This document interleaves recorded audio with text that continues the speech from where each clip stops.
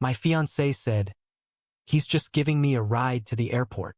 Then I noticed the hotel tag. Same-day check-in, 2 guests, her scent on his jacket. She chose luggage over loyalty. I chose dignity over denial. The flight she boarded wasn't the only departure. My name's Mark, 32. I'm a transportation analyst at Denver City Hall. My job is rules, timetables, and how small choices ripple into crashes. Emily is 30, manages commercial real estate, lives for momentum and glass lobbies. Lately it's client dinners that turn into 1 a.m. returns, site visits on Sundays. Her phone nested face down like a loaded trap. "He's just giving me a ride to the airport," she said about Trevor, 38, her mentor with cufflinks the size of nickels. At a coworker's birthday, she brought the room to a boil by calling me budget. Trevor slipped off his jacket for her dramatic exit. Her perfume clung to the lining like a confession. I told myself it was optics. Then the tag fell, thin cardstock, clipped corner, hotel, check-in, 1422. Guests, 2, room, 915. My stomach did that elevator drop. I photographed it on our butcher block counter with today's paper, then tucked it in a zip bag. If my life was going to veer, I wanted a dash cam. Decision flip. I didn't shout. I audited. Lease? Mine alone. Signed last September. She pays half to my account like clockwork. Memo love rent. Car? Title and insurance in my name.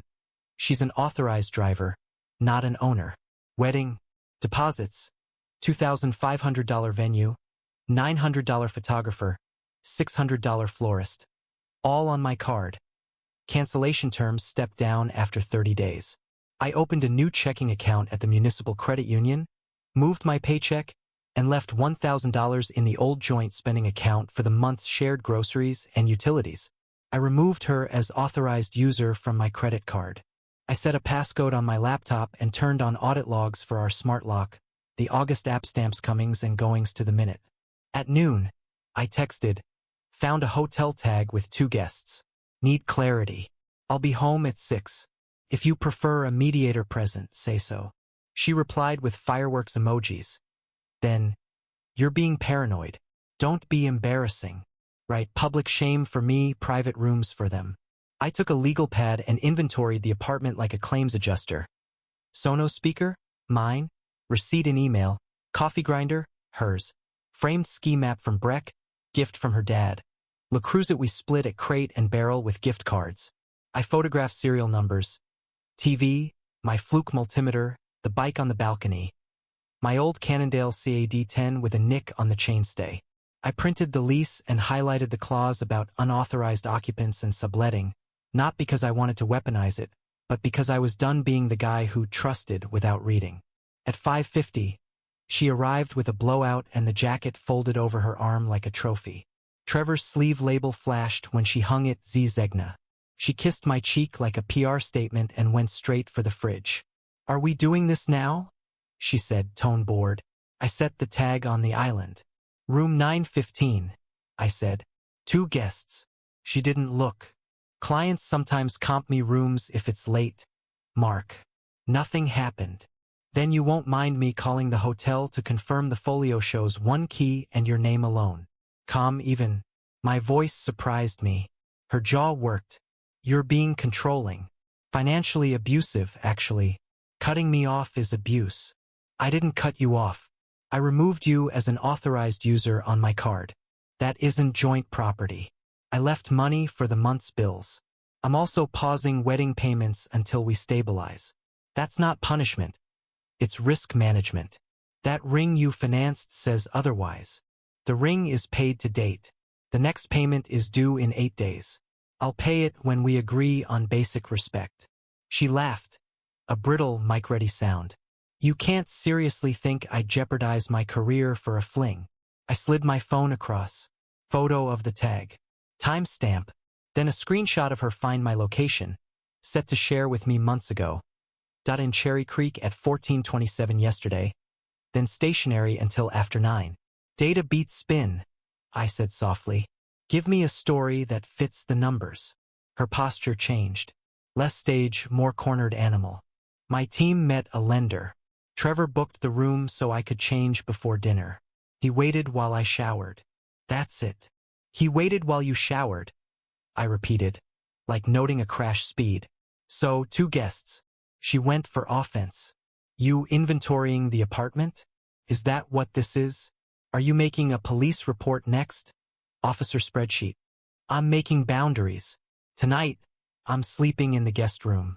You're welcome to stay, but the smart lock logs will tell me if you leave. Tomorrow we can call a counselor, or you can move to your friend Tessa's while we figure this out. I kept my hands flat on the counter. And no more jokes about budget fiancé.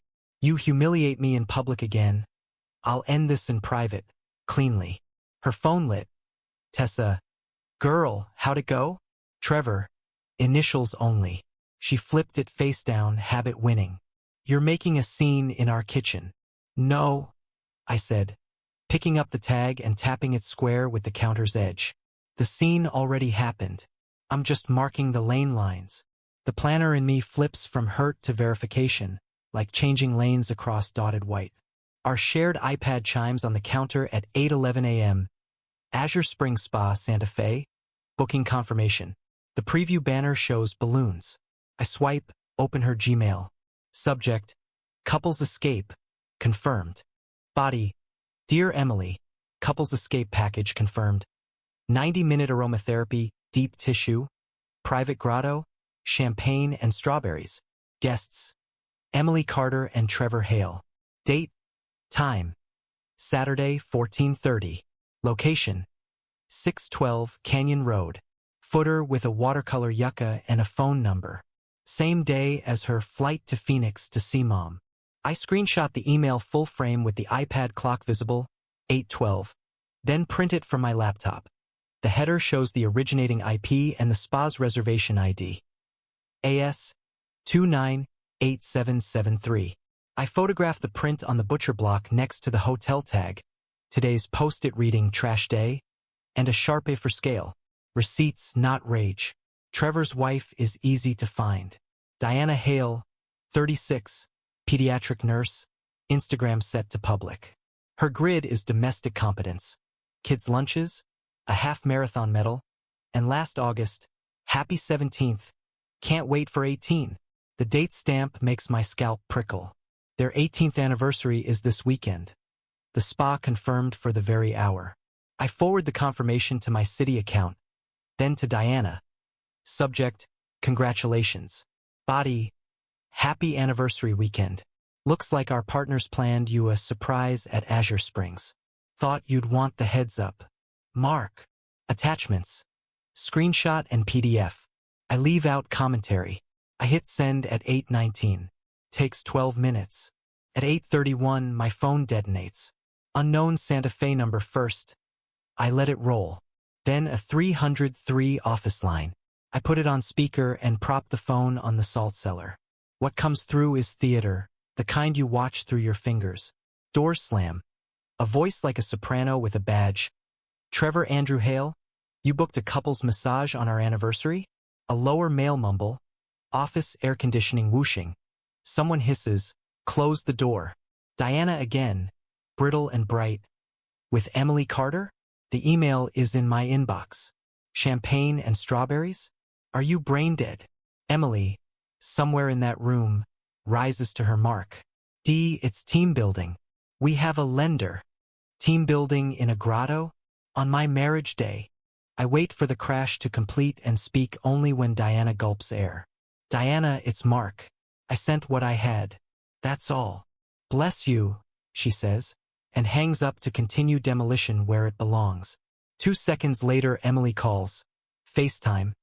I let audio only. She doesn't bother with hello. What did you do? You blindsided his wife. Tell her it's a miscommunication. I wished her a happy anniversary and attached a confirmation that uses your full name. I say, calm. You and Trevor booked a couple's massage at 14:30 at a spa that advertises private grottos. That's not budget fiancé paranoia. That's scheduling. You're trying to ruin my career. I'm trying to stop you from ruining my self-respect. My actions. forwarded a public-facing confirmation that arrived on our shared device. Your actions. Booked guests. Emily Carter and Trevor Hale for champagne strawberries on his anniversary. She pivots to law like she learned it by meme. Forwarding my email is illegal. It isn't. We share the device and the account stayed logged in. Also, Colorado is a one-party consent state for calls. Before you ask, I'm not recording you. I am taking notes. I hold up the legal pad anyway, habit. Delete it. She orders, 5-alarm now. Email Diana and say it was a prank. No. If there's a clarification, it should come from you or Trevor, and it should include the spa manager confirming a corrected folio. Otherwise, I'm done being your PR intern. She shrieks something about vindictive, about abuse. I don't raise my voice. I write, 8:37, Emily, vindictive/abuse, on the pad and draw a lane arrow. When she hangs up, I switch lanes myself, from romance to traffic control. I Google Family Law Denver Consult, and pick a firm 3 blocks from the city and county building. The receptionist hears, engaged, shared residence, separate lease, potential infidelity, and slots me for an emergency consult at 12:30 with an associate named Alvarez. Retainer, $2,000. They ask me to bring the lease, photos, and a list of assets. I already have a folder. Before I leave, I do one more unsexy thing. I call the spa. Hi, this is Mark Carter. I received a confirmation for my fiancée Emily Carter. The desk attendant, all lilting hospitality, confirms the reservation number, then says only the guest can alter or cancel. I ask her to note that I called at 9:05, concerned about an error. She does. I write 9:05 spa noted call on the pad. If later anyone claims I fabricated, there's a timestamp in their system. At 10:10, Tessa texts Emily on our shared iPad. She forgot to sign out. Diana stormed the office, girl. Trevor is melting. Lay low. I screen capture, airdrop to my laptop, and email it to myself. Not to be cruel, just to pat down the narrative for weapons. I iron a shirt, pull on my brown boots that take a shine, and pack the folder. Lease, sole tenant, ring receipts, hotel tag, spa email, find my screenshots, bank statement showing the new credit union account. Standing by the door, I tell the August app to disable auto-unlock for Emily's profile until 6 p.m. That's not banishment. That's boundaries during a 4-alarm. When I step into the hall, the radiator ticks like a metronome. I lock the deadbolt, feel the knob settle, and choose the stairs over the elevator. I want the 3 flights to plan my words. At 12:27, I'm seated in a small conference room under a framed topo map of the Rockies. Legal pad ready. My future just changed lanes. Now I want a map. 2 weeks later, the avalanche had settled into a hard, dirty berm. The site visit trip was canceled. The company announced a reorg, and HR became a rotating door. Emily terminated. Trevor, pursuing new opportunities. Word around the brokerage floor was that Diana sits on 2 hospital boards and 1 arts foundation, and that her thank you notes arrive in the form of donors and subpoenas. I didn't celebrate. I tightened my laces. My fight was at home. I bought the loft 4 years before I met Emily. Deed and mortgage in my name, recorded 2019, refinanced 2022. We walked in with my lawyer, Alvarez, at 9:02 to discuss occupancy. Emily sat among box towers and empty rose bottles, black hoodie, eyes like ice. You ruined my life, she said, chin high. Trevor promised partnership, not remorse, logistics of blame. I set my folder on the kitchen island I paid for in 2020, quartz that still reflects the skylight like water. Pack and go, I said, simple and flat. She smiled, slow and cold. No, I put $90,000 from my inheritance into this kitchen and the bath. Custom millwork, fixtures, the tile you brag about. That's my equity and my right to stay. Buy me out or we sell and split. Until a judge rules, I'm your roommate. Alvarez didn't blink. There's no written co-ownership agreement, he said. You moved in as a guest. Improvements were gifts unless documented as loans or ownership transfers. You have no possessory interest. He slid a printed email across. Her 2023 note that read, "My treat. Consider it my love letter to our home." He tapped the sentence. "This is how judges read it." She snorted. "Judges also read retaliation." "Then don't give them any," I said.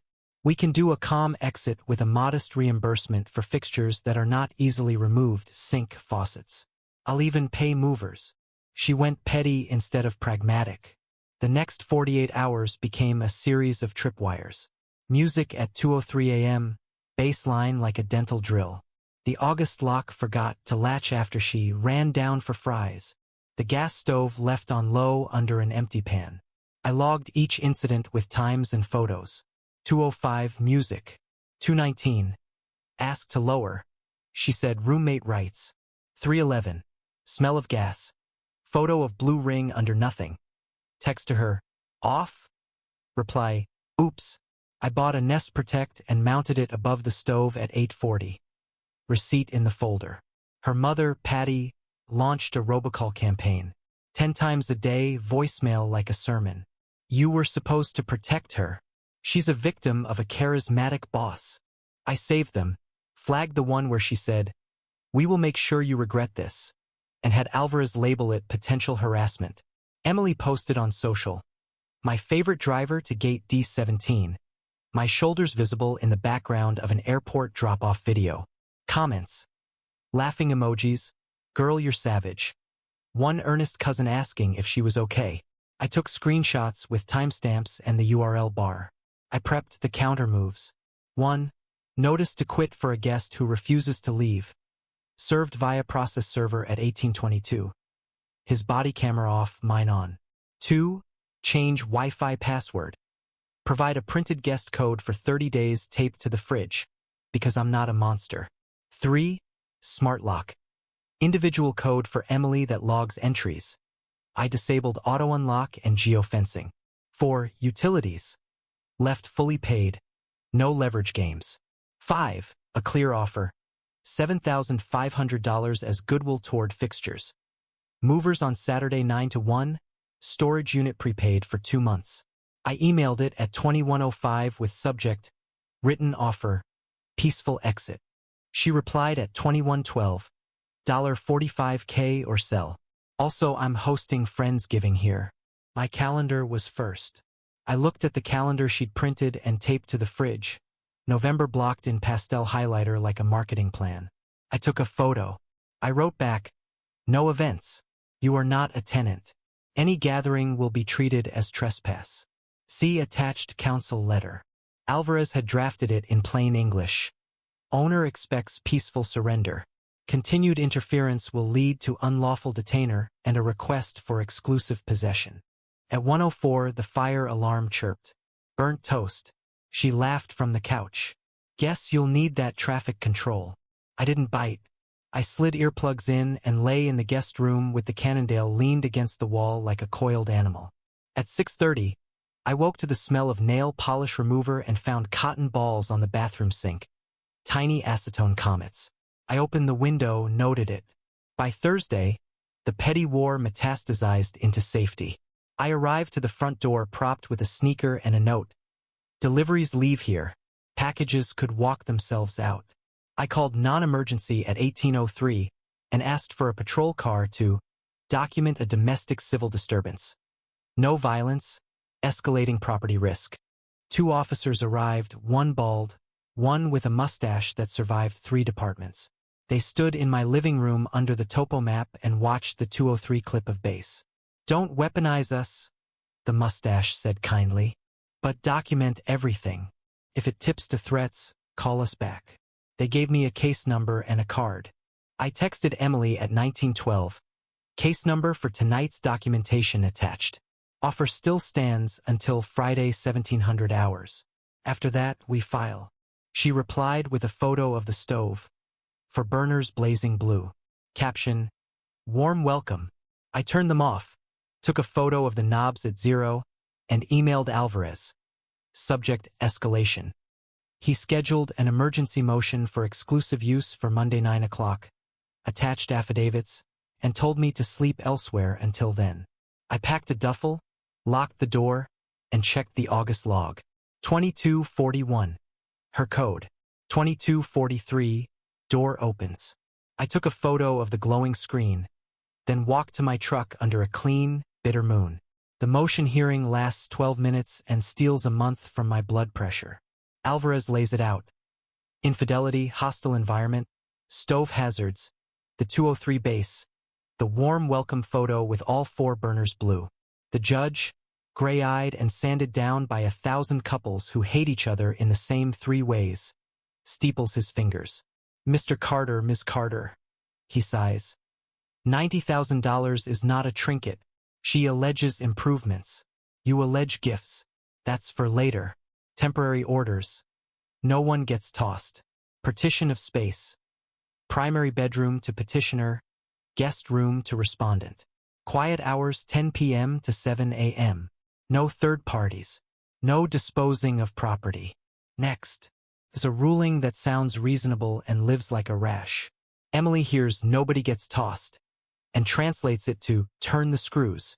In the hallway, she leans close enough that I catch the bite of her wintergreen gum. Enjoy your little win, she says.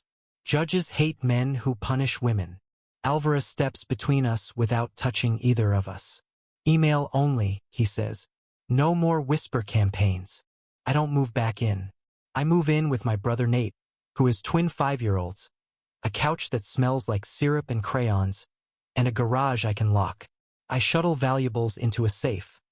My grandfather's ink on vellum street cross-sections, the signed Harvey map set, the minted transit tokens I carry like a rosary. I catch Emily's eyes linger too long on the map tubes before I leave. The look is arithmetic, not nostalgia. The next morning I rent a safe deposit box at First Bank, box 311, and slide the tubes in behind brushed steel. I keep my professional portfolios at the loft because 3 recruiters want to see physicals. Renderings, grading plans, a binder tab by project, each sheet stamped with my PE. Interviews are scheduled for the next 2 weeks. After the city budget fiasco, private sector might be my off-ramp. Temporary orders keep me legal. They do not keep me sane. At 22:14, the August log shows her entering. At 22:17, the Nest Cam catches her turning my drafting table 90 degrees and stacking Amazon boxes on the stool. At 7:03, an email arrives from her Gmail. Per temporary order, I'm using common areas. Your binders are in the hall closet to maintain clear egress. Attached is a photo of 3 binders slumped on their spines, tabs bent like ribs. I reply, please do not move professional materials. They are fragile and time-sensitive.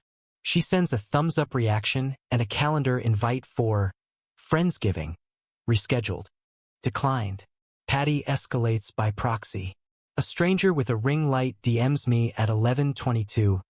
Sir, can we talk about financial abuse? I host a podcast. Attached is a screen grab of Emily's post. Me. Blurred. Carrying banker's boxes. Caption.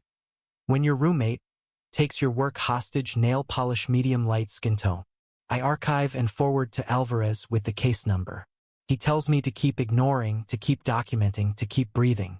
I stop by the loft at 1340 to collect the black portfolio tube for a 1500 hours coffee with a firm in Lodo.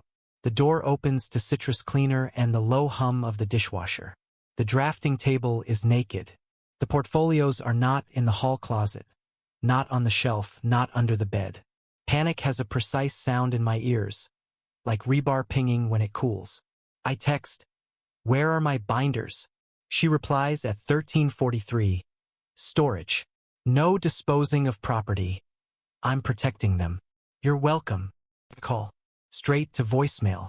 I start where I always start, receipts. I photograph the empty shelf, the dust rectangles showing where the binders were, the faint penciled note, Rivorton phasing. Ask JJT. Now a ghost. I open the freezer because malice is banal, and find 1 portfolio tube wedged behind a bag of peas, paper cockled from condensation. I pull it out gently, lay it on the counter, roll the sheets with napkins between, and write water exposure on a post-it. The others gone. At 14:02, a white Sprinter with mile-high mini storage pulls up on my street in the Nest clip. 2 workers carry in flattened boxes at 11:18. Carry out sealed ones at 12:07. I call the company. We can't discuss a client's unit, the dispatcher says. We can leave a note in the file. I leave a note the size of Colorado. Then I file a police report for interference with employment materials and email opposing counsel. Please instruct your client to return professional portfolios within 24 hours. Interviews are scheduled. Non-compliance will be presented as contempt of temporary orders. At 17:20, she writes, Unit 428, Mile High Mini.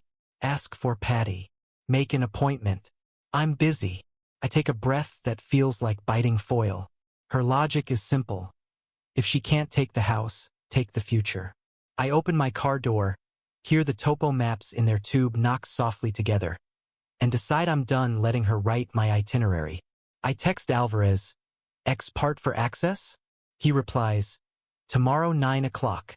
Bring proof. Bring calm. I print everything, label it like an engineer, and set my alarm for 6. The flat file was empty and the drafting table looked like a stage after the curtain. Scuff tape marks where my binders used to be. I checked the button cam that lives clipped to the bookshelf edge, the one I installed after the stove warm welcome. At 11:12 a.m. the lens caught Emily unlocking the door. Ponytail tidy, tote bag, no dramatics. She went straight to the portfolios, flipped each label like she was browsing a store. Riverton, South Loop, 56th Avenue. Then stacked them with both forearms and walked them to the elevator in 2 trips. She didn't look around. She looked down like a clerk doing inventory. Not rage, leverage. I didn't text. I didn't walk into a script where I'm the loud one. I dragged the clip into a folder labeled Interference Materials, noted the time code, 11:12 to 11:26, and emailed it to Alvarez with the subject, Video, Removal of Professional Binders. He called in 80 seconds. We move now, he said. He filed an emergency motion for contempt, attaching the clip, my stills of the empty shelves, and the spa and hotel breadcrumbs as context for escalating conduct. The caption read, Violation of Temporary Orders. Interference with Employment Assets. Self-help removal. Pattern of harassment. He asked for immediate return of materials, civil standby with sheriff, attorney's fees, a purge condition, 48 hours to comply or pay sanctions of $250 per day, and a narrowly tailored order. Emily to have no access to office area. We were set for 2 p.m. 48 hours later. Same courtroom, same topo map print, same judge with the tired eyes. Emily wore a cream sweater and carried a legal pad she never opened. Patty sat behind her in a blazer the color of a warning cone. Opposing counsel started with soft words, misunderstanding, safekeeping, concern about water exposure, but Alvarez cued the clip on a thumb drive labeled Carter, Exhibit 7 and pressed play. The video reduced debate to frames. Emily enters at 11:12, checks her phone, slides the first binder into a tote, then the second, then the third. At 11:17, she returns with a rolling suitcase and loads 4 more. At 11:24, she pauses to photograph the now empty drawer, proof of life for someone, and then wheels the suitcase out. The sound cue picks up the elevator ding. The lens catches her trunk open, the portfolios going in flat. Her lawyer stared at the floor. Emily tried I was safeguarding, like a handrail in a storm. The judge took off her glasses, pinched the bridge of her nose, and found energy I hadn't seen yet.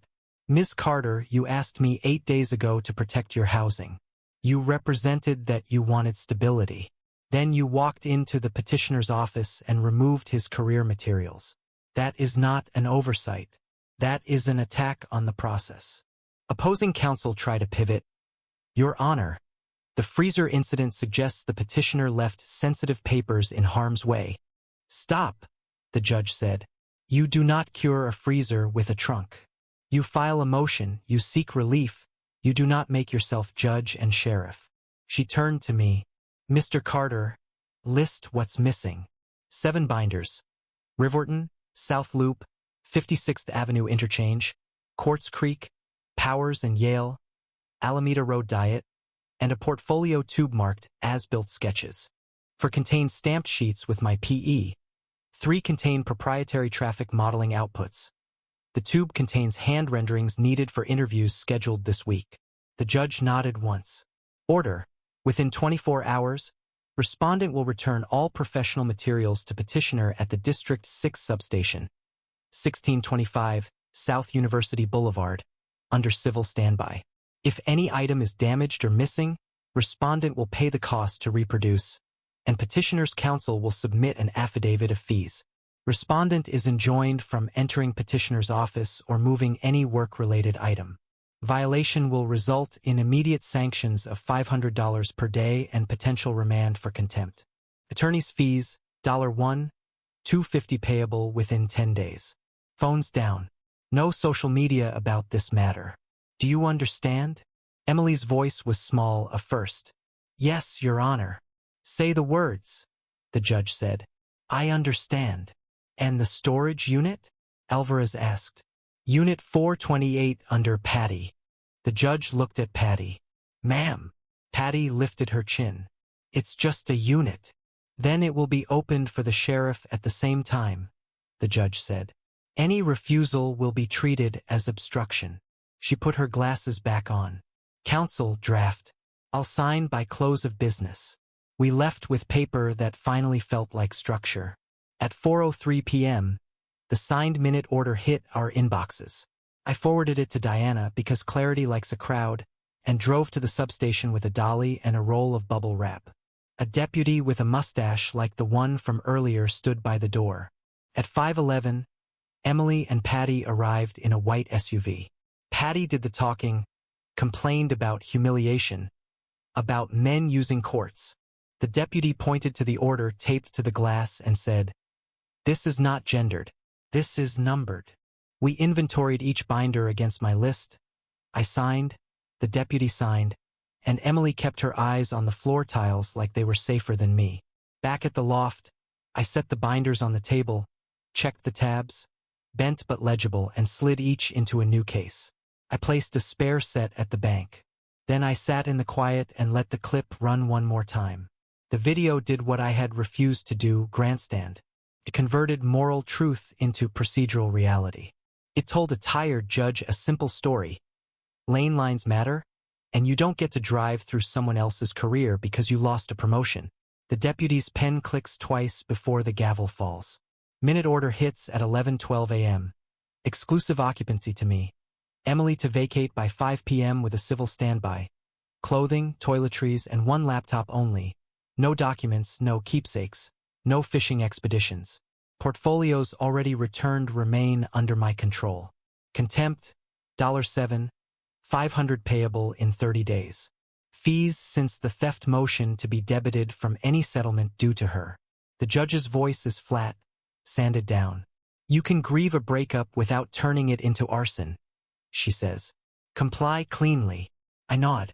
Emily blinks hard, once, as if the air stings. At 2:41, the deputy meets me on the sidewalk under a sky the color of brushed steel. Emily and Patty arrive at 3:03 in the white SUV, trunk already open. The deputy reads the order out loud, while Emily jiggles a key on her lanyard like a metronome. 30 minutes, he says. Garment bags only. She sweeps the bedroom like a retail clerk. Hangers, shoes into totes, makeup zipped, the ritual of leaving. I watch the office door like it's a museum exhibit. Patty tries one last needle.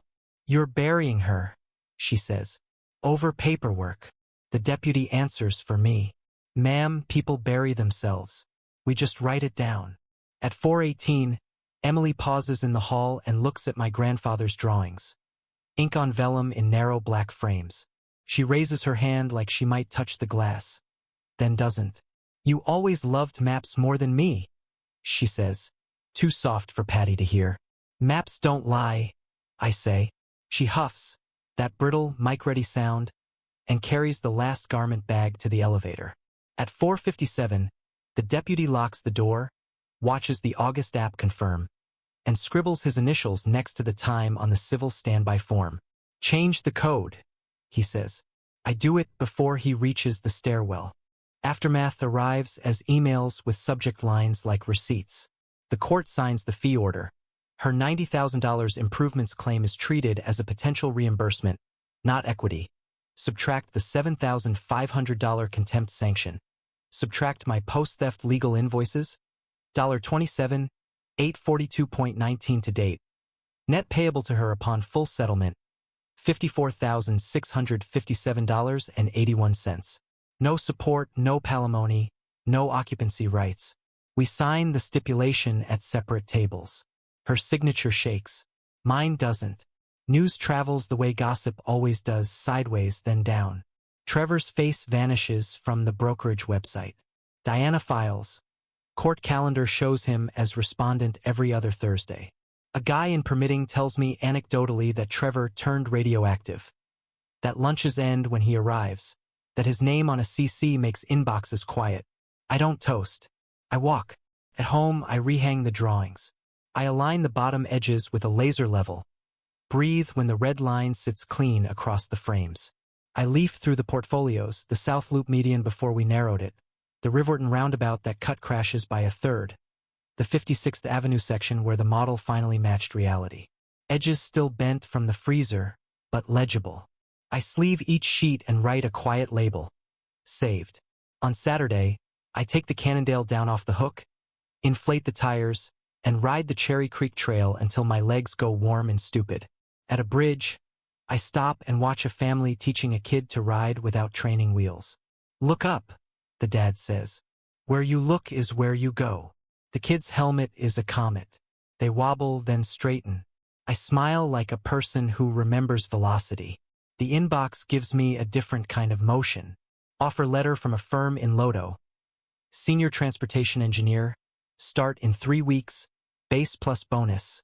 A signing stipend for licensure fees.